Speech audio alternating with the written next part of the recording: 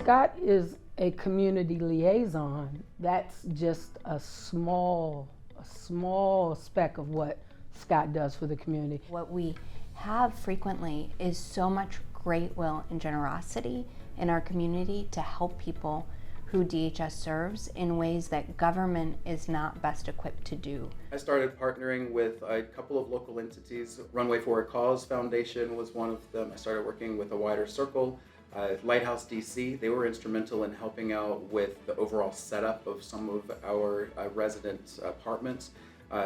Furniture, clothing, housewares, all of the things that could have potentially resulted in a family spending all of their TANF funds on. I found ways to make it so that they didn't have to spend TANF dollars on things. I've really called on Scott a lot when there were emergency situations because he's really good in a pinch and identifying resources for our customers. We had a family who was actually receiving TANF benefits, and they had gone to the grocery store and found out that their TANF benefits had been suspended.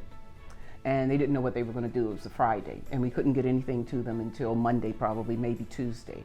I put in a call to Scott probably at 7 o'clock at night, and he was able to get right back in touch with me, tell me I can get something to you right away. We can get some gift cards, let me know if they need anything else. I have had Sunday morning 7 a.m.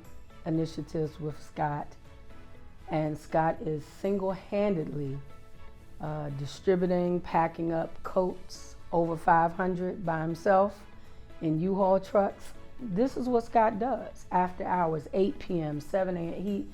It's whenever the need is, he's there. This disconnect between real-time needs and people wanting to provide donations and how to create a match between what people had to offer and what people needed. And that has been just incredible in our ability to serve people in more ways than just the programs and services that we more traditionally work in. I developed what's called the Community Assistance Request Form. It's available for any of our organizations that we support, and they put in a request that says, hey, I need this for this family, and these are the sizes if it's clothing. You never really know what a family says their primary need is until they're asking for it. If Scott doesn't have it, then he will try to identify a resource for it. The need does not stop, and neither do I. Last time I checked, I had crossed $4 million in associated services or support. That could be direct funding.